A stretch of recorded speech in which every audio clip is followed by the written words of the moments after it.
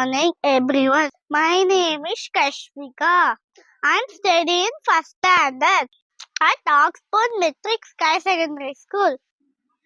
Thought for the day: success. Success is the result of perfection, hard work, learning from failure, and the persistence.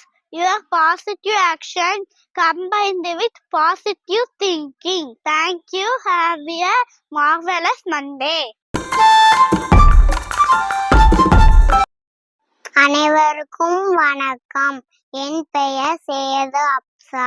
நான் Expo matric மேல்நிலை பள்ளியில் 1ஆம் வகுப்பு படித்து வருகிறேன். நான் பேசக்கொண்ட தலைப்பு முயற்சி.